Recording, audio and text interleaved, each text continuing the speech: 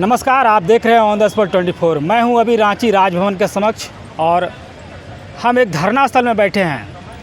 Chandil dam के बारे में आपने सुना होगा, जो सरायकेला खरसावां के ज़िले में स्थित है और 1978 में जो है बिहार जो तत्कालीन मुख्यमंत्री थे और उड़ीसा के जो मुख्यमंत्री थे उनके बीच एक करार हुआ और सीमा पर जो है एक चांडिल डैम का निर्माण किया गया।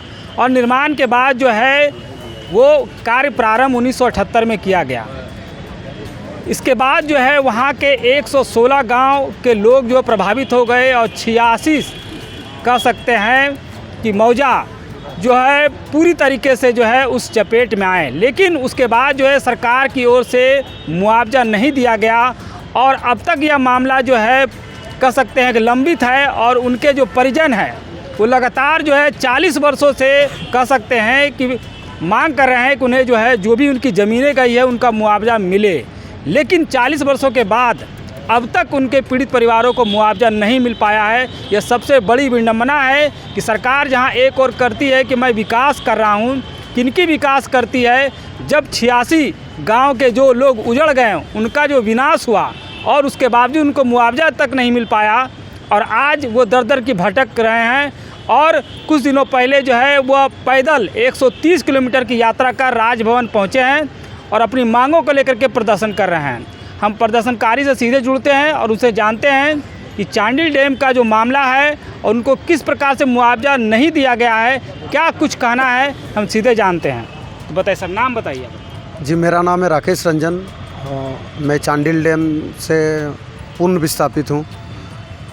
देखिए, आज 40 साल पूर्व हमारे पूर्वजों से वादा करके ज़मीनें लिया गया था। जब ज़मीन लिया गया था तो उन्होंने लिखित तौर पे हमें एक विकास पुस्तिका दिया था। लिखित तौर पे उन्होंने दिया है कि हर विकास पुस्तिका में एक नियोजन दिया जाएगा, नौकरी दिया जाएगा और जब आपको इस गांव से खाली कराकर पुनर्वास किया जाएगा तो पुनर्वास पे आपको 25 डिसमिल ज़मीन दिया जाएगा और उस जगह पर सभी सुविधाएं दिया जाएगा, जैसे आवास, स्कूल, हाट बाज़ार, हॉस्पिटल, प्लेग्राउंड, मंदिर, सारा चीज़। लेकिन इन 42 सालों में अभी तक हम सारे लोग वंचित हैं। अभी जैसे हमें सूचना प्राप्त हुआ है कि 2027 तक 116 गाँव को पूर्ण रूप से डुबाने का काम किया जा रहा है, जिसमें पहला स्टेज इस साल 185 RL। चांडिल डैम की जल क्षमता 192 है, 192 RL। जिस दिन 192 RL पानी डैम रख लेगा पूरा 116 गाँव जलमग्न हो जाएगा।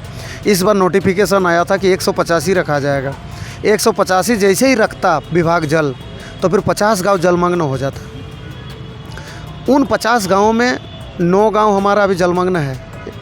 उन 50 गांवों में सिर्फ 42 गांवों का विकास का काम चला है, चाहे जैसे विकास पुस्तिका देना हो, जैसे पुनर्वास करना हो, जैसे मुआवजा देना हो।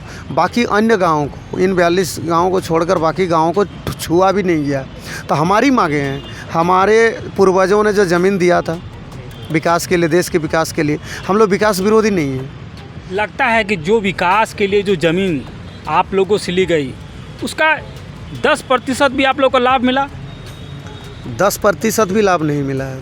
10% इतना ज़मीन जो है लिया गया था उसे 84,000 समथिंग कुछ स्क्वायर ये है ज़मीन का जो है, 40,300 एकड़ ऐसे ही कुछ है। जो कि मैं एक दिन डाटा मैच कर रहा था कि धनबाद जिला जो है, धनबाद जिला से थोड़ा सा कुछ कम है, उतना बड़ा क्षेत्र है, एक ज़िला के बराबर। 84 मौजा 116 गाँव हमारे एक ज़िला के बराबर है। उसको पूरा 116 गाँव को 116 गाँव तो ये रेवेन्यू विलेज है, लेकिन उस जब गाँवों के अंदर घुसिएगा तो लगभग 450 गाँव प्रभावित है। ये 116 गाँव सिर्फ रेवेन्यू समय जो लोग थे जो प्रभावित हुए वो कहाँ चले गए? अभी भी उन 9 गाँव को छोड़कर, जो जिस गाँव में आज डूबा हुआ है पानी, उस 9 गाँव को छोड़कर बाकी सब लोग हम लोग वहीं पर अपने गाँव में ही हैं। हम लोग अभी तक हाटे कहाँ हैं? हम लोग अभी तक पुनर्वास के लिए ज़मीन कहाँ मिला है? हम लोग रह रहे हैं अभी और टूटा फूटा घर में उसी का हर साल मरम्मत करते हैं, किसी तरह से जीवन यापन कर रहे हैं। जो बचा हुआ ज़मीन है उसमें खेती करते हैं, लेकिन पिछला 3 साल से लगातार उन ज़मीनों को भी जब बारिश होता है हम लोग फसल लगाते हैं, सब्जियां उगाते हैं, उसको डुबा देता है। डुबाने के बाद उसको ख़त्म कर देता है और थोड़ा दिनों में फिर जल स्तर को नीचे कर देता है, घर भी डूब जाता है। अच्छा, जो ज़मीन ली गई थी उसका मुआवजा आपके परिवारों को मिला था? कुछ मुआवजा नहीं, ज़मीने का दाम मिले, उसको मैं मुआवजा नहीं बोल सकता हूँ, क्योंकि उस समय 1984-85 में उस समय 60 रुपया डिसमिल, 60 रुपये डिसमिल के दर से दिया गया तो ज़मीन का कीमत, लेकिन मुआवजा हो जो उसके बदले वो मुआवजा हमें नहीं मिला है। उसके बदले में जो नौकरी देना था वो नहीं मिला है। हमें जो पुनर्वास करने के लिए जो पैकेज है वो नहीं मिला है। तो फिर 60 रुपये डिसमिल पे ज़मीन लेकर बाकी सारा वादा करके हम कैसे ज़मीन छोड़ दें? और जाएँ, अगर छोड़ भी देते हैं, सबसे बड़ा सवाल है हम जाएंगे कहाँ? आज झारखंड में आपको पता है हर दल लगभग 1932 नीति या खतियानी नीति पर हर चीज़ बनाना चाहते हैं। कल दिन अगर खतियान आधारित हर नीतियाँ बनना शुरू हो जाए तो फिर हम चांडिल डैम विस्थापित 116 गांव का खतियान तो पानी में चला जाएगा। फिर तो हम लोग रिफ्यूजी हो जाएंगे झारखंड में। जो देश के विकास के लिए हमने ज़मीन दी, उस देश में ही हम लोग मतलब बेघर हो जाएंगे, अपना पहचान ख़त्म हो जाएगा, अपना अस्तित्व ख़त्म हो जाएगा। आज लड़ाई उसी अस्तित्व की लड़ाई है। आज लड़ाई हमारी पहचान के लिए है। आज ये लड़ाई आने वाले हमारे बच्चों के भविष्य के लिए है। हमारा तो अपना भविष्य ख़त्म ही हो गया। ये चौथा पीढ़ी चल रहा है। हम 3 पीढ़ी प्रभावित हैं, अगला पीढ़ी हमारे बच्चे भी इसमें प्रभावित होंगे। कितना दंश झेलना पड़ता है जब पानी का बहाव आता है, तो कितना दंश झेलना पड़ता है? बहुत दुख की बात है। ये नियम है, जब कभी भी कहीं पर कुछ प्राकृतिक घटना घटने वाली हो या आप किसी डैम में जलस्तर बढ़ाना हो या कुछ भी होने वाला हो, तो सरकार की तरफ से प्रावधान है कि आप डुगडुगी बजाओगे या ढोल पिटवाओगे या सायरन बजाओगे। लेकिन दर्द की बात है, आज इन 42 सालों में हर साल 2 बार 3 बार डुबाया जाता है। कोई पूर्व सूचना नहीं, कोई डुगडुगी नहीं, कोई। जब हम सोए रहते हैं, रात के अंधेरे में पानी चढ़ता है, जब सोकर उठते हैं तो देखते हैं खटिया के नीचे पानी है, या कई बार तो मतलब सोए पानी में डूब जाते हैं। तो फिर रात में हम सारे लोगों को ना किसी तरह से अपने सामानों को बचाना पड़ता है, बहुत मुश्किल से। बहुत ही दर्द की बात है, बहुत ही दर्द की बात। मतलब इतना दर्द है कि शब्दों में मैं बयान नहीं कर सकता हूँ, इतना तकलीफ है। और जब चुनाव आता है, हर पार्टी वोट बैंक का काम करती है और हम सब हर बार ठगा जाते हैं। ये 5 साल ये नहीं किया तो चलो अगला साल उसको देखते हैं। हर ऐसे करते सरकार जो बनी है, झारखंड बने हुए लगभग 23 साल हो गए। इस 23 साल के दौरान कई सरकारें आई, कई सरकारें चली गई, सभी ने आपसे वादा किया। कौन ऐसी सरकार है जो आपकी वादा को लगता है कि पूरा कर पाई है? अभी तक तो किसी सरकार ने हमारे इस पे काम नहीं किया है, किसी सरकार ने नहीं। हम किस पे? सरकार कहती है कि हम विकास कर रहे हैं, जो आप कह रहे हैं, जो बयां कर रहे हैं, वो तो विनाश की ओर जा रहा है। हाँ, विकास कर रहे हैं ये सारे लोग। विकास कहाँ कर रहे हैं? देखिए 150, जब ये परियोजना शुरू हुआ था तो सिर्फ 150 करोड़ का परियोजना था, जिसमें हम विस्थापितों का सारा सुविधा मिलना था, डैम का भी बनना था, ऑफिस का भी बनना था, सौंदर्यीकरण भी होना था, सब कुछ 150 करोड़ में था। वो 150 करोड़ 40 साल में समय के साथ वो बढ़ के 15,000 करोड़ पहुँच गया। जब कभी भी पैसा फंड, जब हम विस्थापित अपना मुआवजा को लेकर जाते हैं कार्यालय, तो बोलते हैं फंड नहीं है, लेकिन हर साल मैं डॉक्यूमेंट दूंगा आपको, करोड़ों रुपया हर साल सौंदर्यीकरण के नाम से, साफ़ सफाई के नाम पर, डेंटिंग पेंटिंग के नाम पर करोड़ों रुपया। उसके लिए फ़ंड कहाँ से आ रहा है? विस्थापित तो जिन्होंने ज़मीन दाता है, जिन्होंने ज़मीन दिया है, उसके लिए फ़ंड नहीं है, लेकिन उन सारे के लिए फ़ंड है। बड़े दुख की बात है।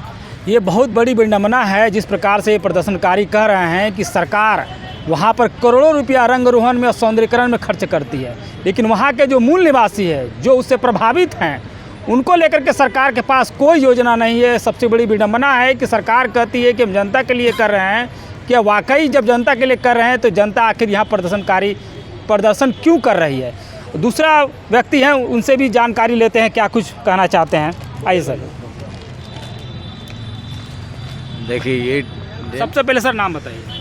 मेरा नाम है विवेक सिंह बाबू, विस्थापित हैं चांडिल डैम पे। सुवर्णरेखा मल्टीपर्पज़ प्रोजेक्ट यानी सुवर्णरेखा बहुउद्देशीय परियोजना, इस विनाशकारी योजना में इतना दिन तक केवल विनाश हुआ है, विस्थापितों के लिए विकास नहीं हुआ है।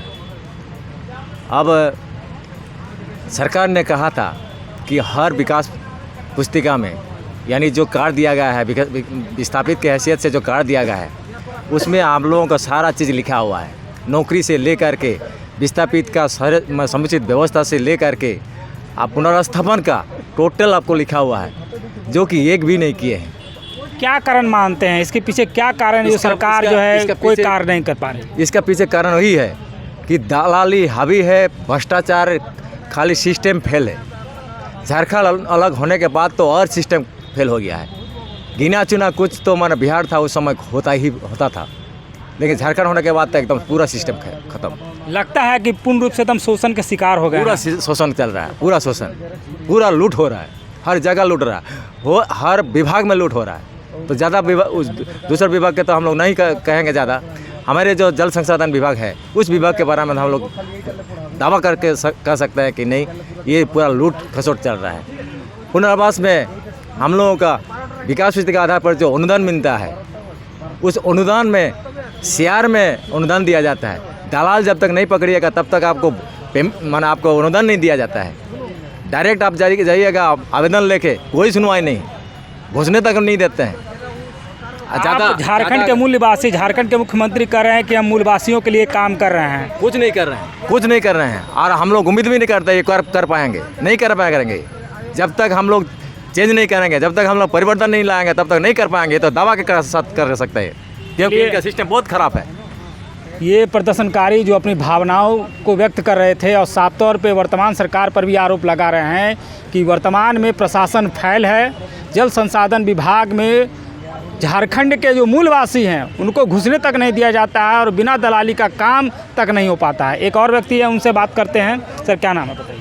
जी, मेरा नाम राजीव महतो है, मैं विस्थापित चांडिल से हूँ। कितना दर्द झेले हैं, उस दर्द को कम शब्दों में बयां कीजिए। जी, हम लोग को जब डैम बना, डैम बनने के बाद हम लोग से वादा किया गया था कि हर मूल कार्ड से एक नौकरी दिया जाएगा, फिर 25 डिसमिल जगह दिया जाएगा रहने के लिए। क्या कुछ मिला?